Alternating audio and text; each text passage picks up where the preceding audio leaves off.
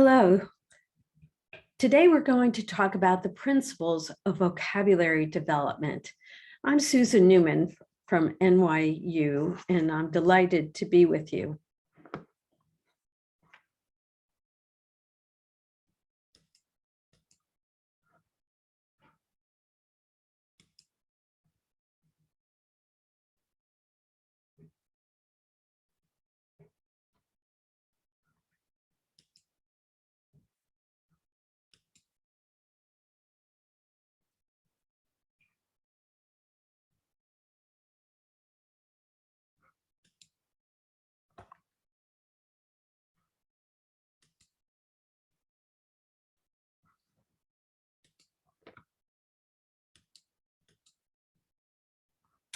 Hello, I'm Susan Neuman, and this is the Principles of Vocabulary Teaching, and I'm from NYU.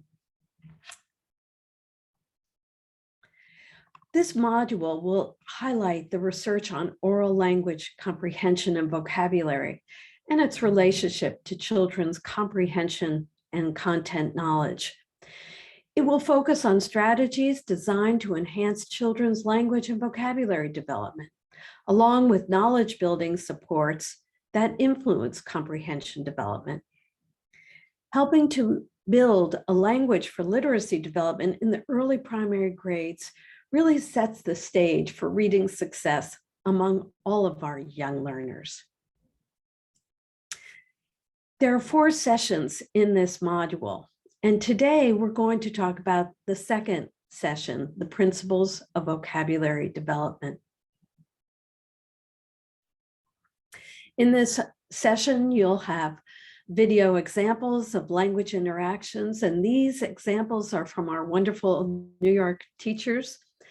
We're going to have questions to engage you in a rich discussion with your colleagues. And then finally, articles that will allow you to deepen your understanding of the topic. And so again, this is session 2, the principles of vocabulary development. Here's what I'd love for us to focus on today. I'd like to first begin with talking about the differences between constrained and unconstrained skills in literacy development. Secondly, the challenges of teaching vocabulary. And there are many different approaches for identifying what words to teach, which is one of the most difficult parts of teaching vocabulary. We'll focus on an instructional routine to support vocabulary development, and then finally creating a literacy-rich environment. For this session, you and your team will need the materials below. I'd love for you to have a notebook to jot down different notes and brainstorming ideas throughout the session. We'll give you time for you to talk with your colleagues and think about some of the ideas in this module. And then there are a number of articles. Bruner has a wonderful 2021 article. There's an article about words that I wrote with my colleague, Tanya Wright. And finally, there's an article, Lane and Allen, which we'll ask you to download throughout this module. So again, let's set the stage for what we're going to be focusing on today. We've been talking a good deal about oral language and the importance of oral language as a foundation for literacy development and vocabulary. But oral language is a little bit different than vocabulary development. For example, oral language is colloquial. In other words, we use words that we hope that everybody knows, that is highly contextualized very often, and informal. So one of the things that we talked about in our last session was the teacher ease, that wonderful language that you use to convey your ideas with children. But vocabulary development is slightly different. This is the language of school texts, and for many of our children, it will be very densely packed language that is decontextualized. In other words, it's not in the here and now, and as a result, it will have a higher concept load for our children. When we think about vocabulary, there's some complexities. We talk about the difference between constrained and unconstrained skills. So early literacy, when we think about vocabulary, is an unconstrained skill. The constrained skills, for example, are decoding and alphabet knowledge, for example. They are finite. Children learn some information about phonological awareness and phonics, and then they develop the alphabetic insight, and it's a constrained skill. In other words, it's finite. But comprehension and vocabulary are what we call unconstrained skills. And what this means is that children will use these and learn these skills, as well as you and I, for the rest of our lives. So if we look at the reading rope in the very beginning of our module, we will see that reading text, comprehension, vocabulary development, writing, aspects of writing, and aspects of speaking are known as unconstrained skills. You and I will get better and better as we go along. But constrained skills are those that are phonics, phonemic or phonological awareness, concepts of print. You learn them, and there's a finite amount to learn. So this makes our challenge large in vocabulary development because we're setting the stage for children to continue to learn these skills throughout their lifetime. So let's begin by talking about the complexities of teaching vocabulary. The first is, how many words do children need to know? And this is one of the complexities. According to E.D. Hirsch, an article that you have in your packet, students will need to know about 80,000 words by the time they finish high school. That's a lot. So in other words, they're going to have to learn a lot of words very, very quickly. How many words, however, can we teach in 1 year? Well, some people say about 350 to 500 words in depth. And if we think of it, a maximum of 6,000 new words pre-K all the way to grade 12.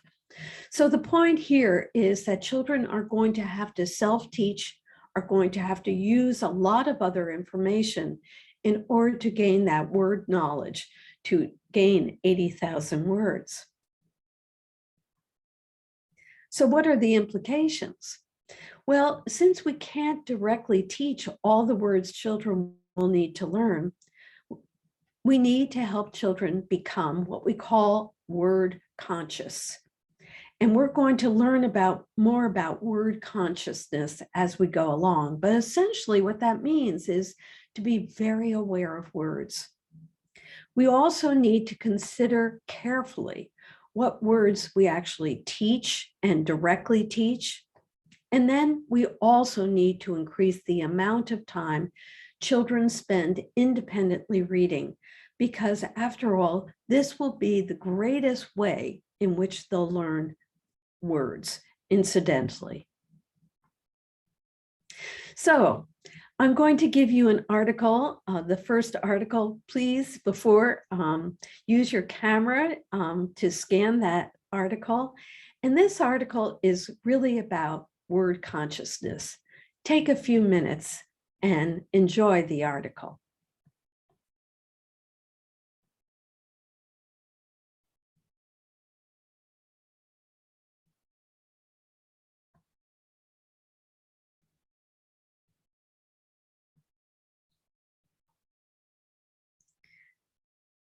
I hope you had a chance to read the article. Now, what I'd love you to do is, how can we encourage children to become word conscious? You and your team have 10 minutes to discuss.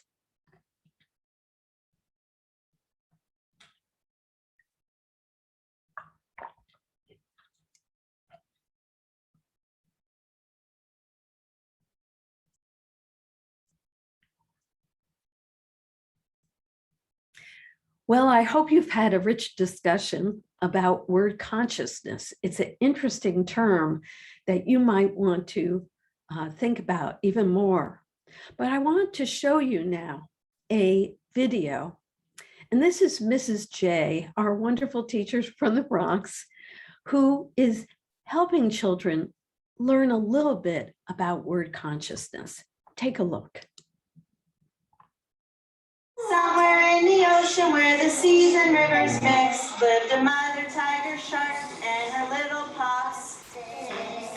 But there was a mother. Oh, that one. Cruise, said the mother, we cruise, said the six. So they cruised and they hunted where the seas and rivers mix. Show me cruising. This puffin out. And then there's some fish too. Okay, what number's gonna come next? Sea turtle. Seahorse. Seahorse. Say seahorse. Somewhere in the ocean where the seagrass grows so even, lived a father seahorse and his wee babies. 7. Hold on, said the father. We hold on, said the 7. So they held and they swayed where the seagrass grows so even. Show me holding on and swaying. Ooh, they're swaying. And this one is the daddy, not the mommy. It looks like mom. Nope, it's the dad. Here's the sea turtles. That's the mom. Somewhere in the ocean where the water shimmers late, lived a mother sea turtle and her baby turtles. Paddle, said the mother. I messed up, that's okay. We paddle, said the 8. So they paddled in the moonlight where the water shimmers late.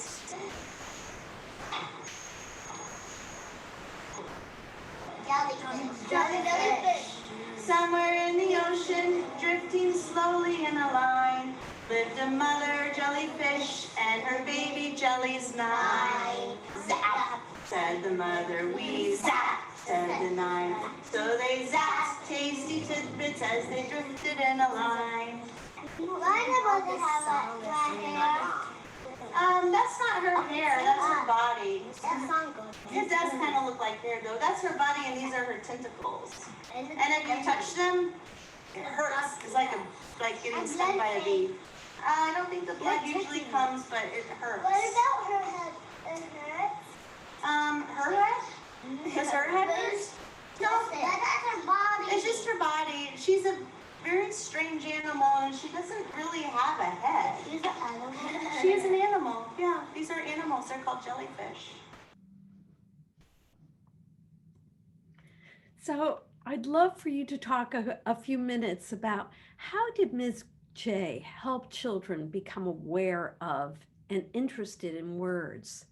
What did she do that seemed to engage them in a word consciousness?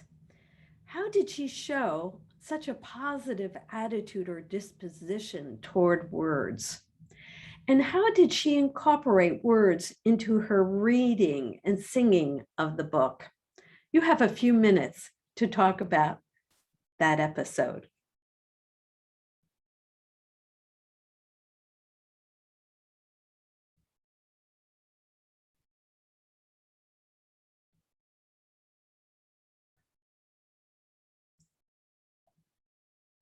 So there's a good deal of research, interestingly, on word consciousness. And I hope that you saw that Ms. J, in her wonderful conversational way, made children aware and engaged children in those questions about words. We want children to fall in love with words. And one of the ways in which we can do that is to make them aware of words, is to get children to think about, to have the words pop in some way. So you can say things like, oh, this is good to eat. Or you could say, this is scrumptious. And the word scrumptious is interesting and it will pop for children. And as we said in our previous session, many times children will mimic those words. Notice that she relied on incidental learning, that she gave information to the children. The children were curious. They loved to see that funny jellyfish, and they were asking questions about it.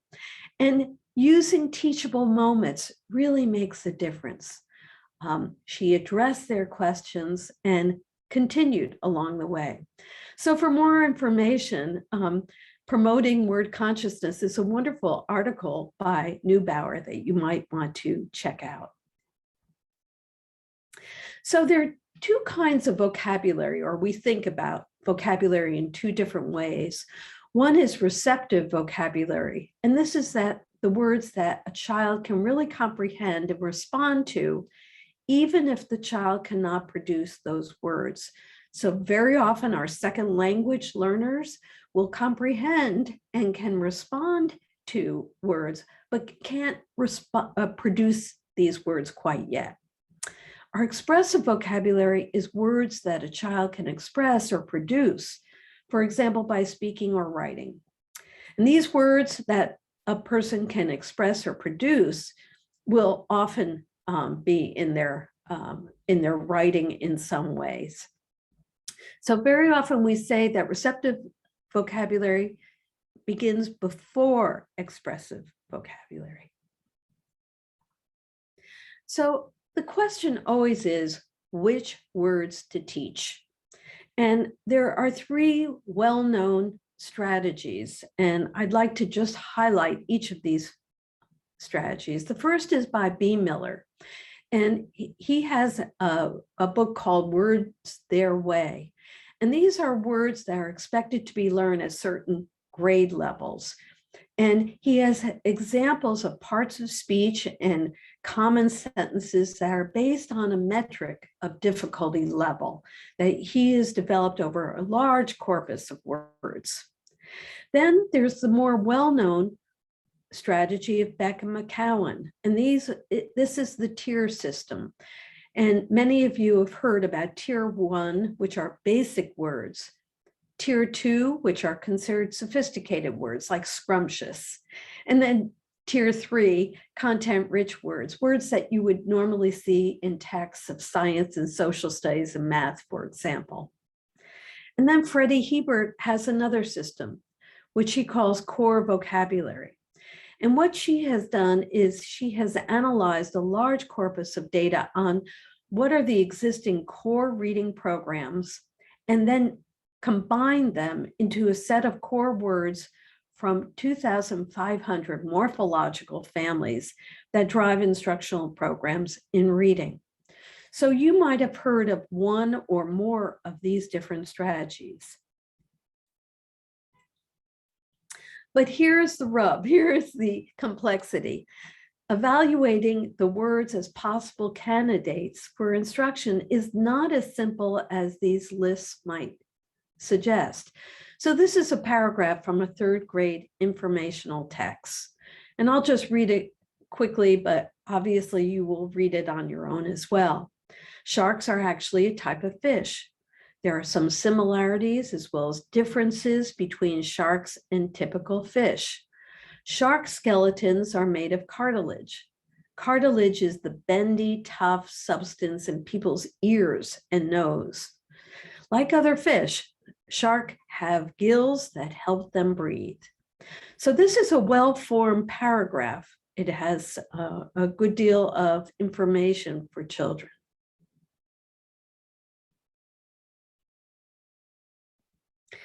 Now, if I asked you, what words would you teach?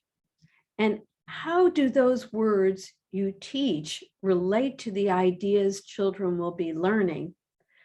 What roles does the word play in communicating the meaning of the context in which it is used? So I'm going to show you the paragraph again, and then you tell and talk to your colleagues about which words you will teach.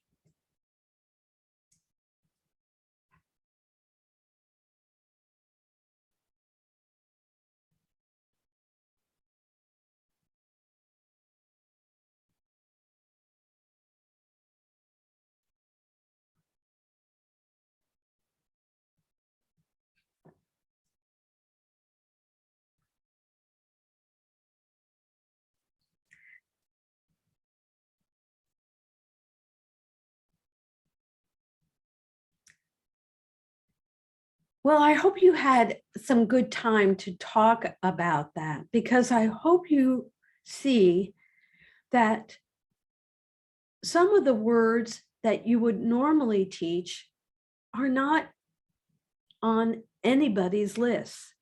In other words, many of those words, if we think about it, are sharks and cartilage and gills, and words that are difficult, or what we would call content-rich words. And as a result, they are not part of any list that you might choose. And one of the things that we know is that nouns are easier to teach than adverbs and adjectives. And one of the things that I recommend is teaching nouns before our adverbs and adjectives, because it supports memory through mental imagery. And one of the things that will support that are pictures. So for example, if I had a picture there, I could show a skeleton much more deliberately than if I just used the word itself. So one of the things that we know is that narrative nonfiction and nonfiction texts might not be appropriate. The vocabulary lists that you might have seen before, it might be very difficult for the children to understand that paragraph unless they were given specific knowledge of those words. So it's your turn. Select a text that your children will be reading. It can be a story or a nonfiction text, and you might try both. Play with the idea of listing all the words that they are likely to be unfamiliar, that you think will be new to your children. And then on this basis, which words would you teach? Which will only need brief attention? And which words might need more elaborated attention? You have a few minutes to chat and talk.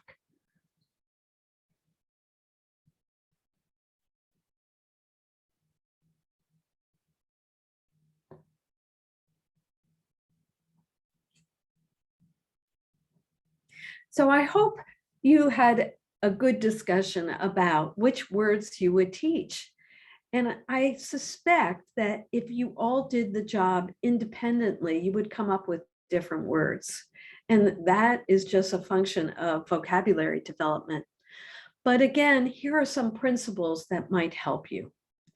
Number one, teach only a few words at a time. Nouns are a great way to focus on comprehension because, again, nouns support mental imagery. And especially if you have those picture supports, you can help children, especially our English language learners, connect a noun with a picture. And this will provide the mental imagery that is so critically important for children. I always start with an explicit child-friendly definition. So instead of saying, "What do you think this means?" Rather, I start by giving a very specific child-friendly definition, like, what is a cave? A cave is a hole in a mountain. A very specific short definition that helps children understand your words. I then always place the word in the context of a sentence so that children know how that word is used in a meaningful context. And then use the word frequently, because repetition of that word is really important. Some of us know that children can fast map those words. In other words, they will learn a word incidentally, maybe after 1 or 2 exposures. But to really learn that word, they will need a good deal of repetition over time. So here we're going to watch Ms. Zapier, and she's another wonderful teacher from New York Public Schools. And as you watch, I'd love to have you see how Ms. Zapier introduces words. What are some of the ways that she engages children's attention? And how does she support children's responses. Take a moment. So today's lesson, we are going to learn more about the tropical rainforest. Let's see what you remember so far. Why do you think it's called a rainforest? Yes. Because a lot of rain comes down. A lot of rain comes down. Yes. Why else? There's a lot of animals. There's a lot of animals. Yes. And there's a waterfall. There could be a waterfall, Liam. And there's wild creatures that live there. Wild creatures, yes. About snake. Please listen to Leah. Go ahead. What else? Why do you think it's called a rainforest? Because it has water and rain for the animals to breathe. It has water and it rains so the animals can breathe. Yes. Because there wasn't a jungle where the animals live. If there wasn't a jungle, where would the animals live? Anybody else? An idea of why it's called the rainforest? Haley?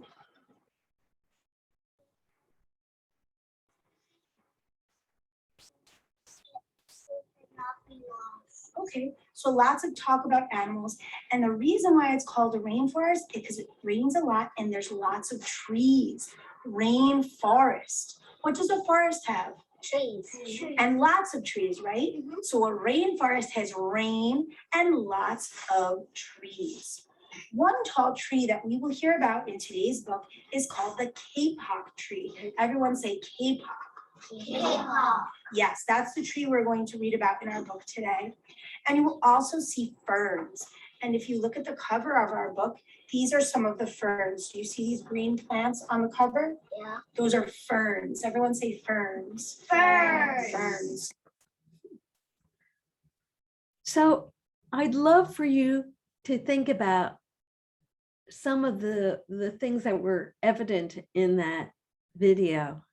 First, notice that she focused on only a few words that are related to the big idea. And the big idea here was rainforest. Notice how she uses teacherese, rainforest. Do you see? Not fast, but slow. She repeats the words and she asks children to repeat with her. This is, again, we talked about it last time, a call and response technique to encourage relatively rapid response. We want the children there with us. And notice that she often reformed the children's words. So some of the children were very, very quiet. And so she said it again so that all the children could hear. And she only mentioned the type of tree in the story. She did not, that was not one of her key words. And then notice how she kept going back to the main overriding concept that the rainforest has lots of animals, they're wild, and it rains a whole lot. So I want you to think about this as well, because it's really important. We not only need to teach those words and encourage repetition and frequency of use, but we also need to review and we need distributed review.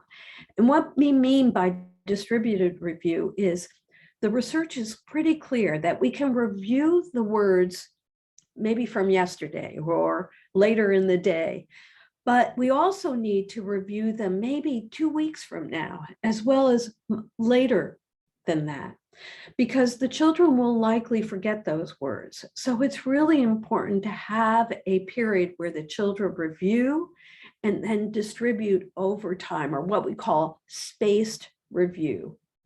So let's take a look at Ms. Zapier again and how she engages in reviewing the story. You might notice open-ended questions, recasts of children's responses. So in other words, she not only repeats what the children say, but she often puts those words into new sentences and her why questions.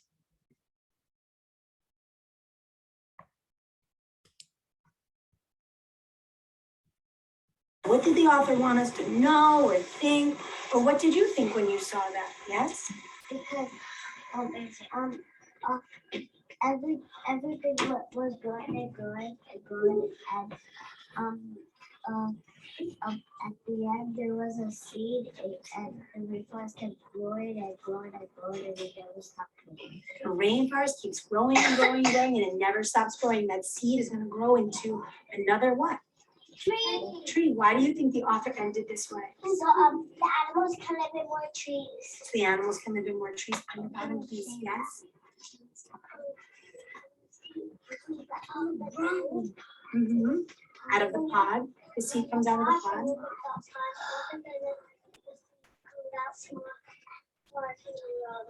For it can grow. Okay. And Wesley, I need you to turn around, please. One more person want to share why the author ended the book this way? Yes.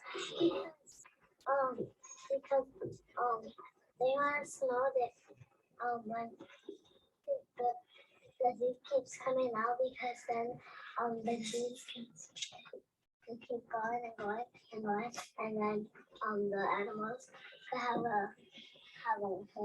Yeah, I think that's very important. All right, before I get to your questions, let's just review our cards. Is there anything else that we learned about a boa constrictor from reading this book, Justin? Boa constrictors, we do it so you don't breathe. Yes, that's how they kill their food, you're right. What? But did we learn something else about boa constrictors from this book? Where do they hang out? Too. Where do the boa constrictors hang out? Did we see in the book? Yes?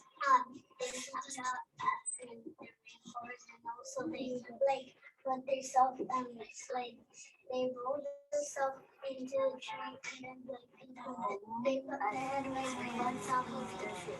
She's saying they roll themselves into the tree. Do you mean wrap? They wrap themselves around the tree. Can you say that? And it's a tail. Yeah, they wrap themselves around the tree. So write down your reflections about the video. How might you incorporate some of these ideas into your routine? The use of why questions, the use of recasts in a way that help children extend what they are learning. You have a few minutes to write down some of your thoughts.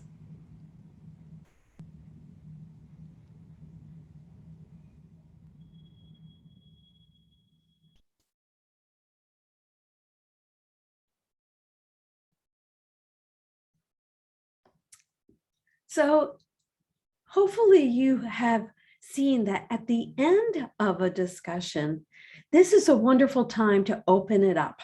And children have had some background knowledge. They focus on some of the vocabulary words you've taught.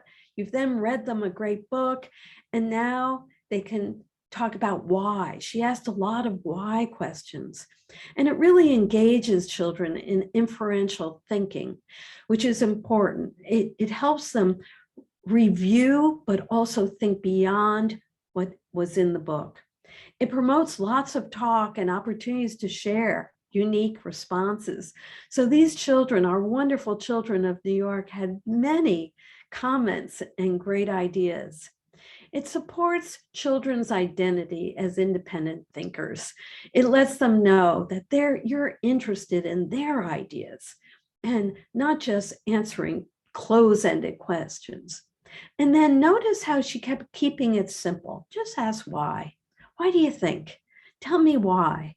Because that is one of the greatest open-ended questions.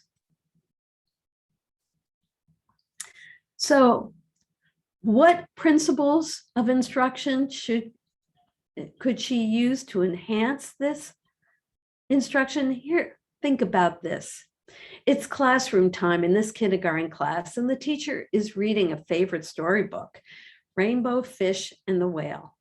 As she talks and reads, she stops and points to the picture of the whale. Look, she says to the children, here's a whale and its baby. A baby whale is called a calf. As she continues on to the next page, the word is never repeated. So based on what you've been seeing, what should she do?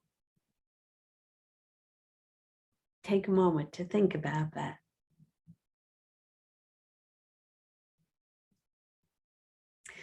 So finally, here's a suggested scheduling routine that we do a great deal in the early childhood classroom in particular. We always start with a whole group. And the reason that whole group instruction in this case is really important is it introduces vocabulary to all the children.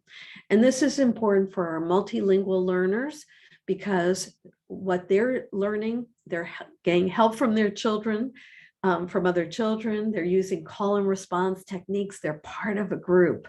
And it creates a shared understanding and a shared belief of a community of learners. It relies on quick conversational turns back and forth. And we often do a lot of turn and talk, which is a very good strategy to get kids to talk in their own words. But then we move to small group. And small group instruction provides guided practice on the words we've just introduced. And very often we'll have an activity that focuses on the words that we had just talked about. It helps children try out those words in a more safe way. So again, our multilingual learners might give it a shot, might try it and use expressive language. And during these small groups, we often use artifacts and hands-on materials, which help the children actually convey their thought. It helps their mental imagery and substantiates that information about nouns that we've focused on. But then we always have a discovery center.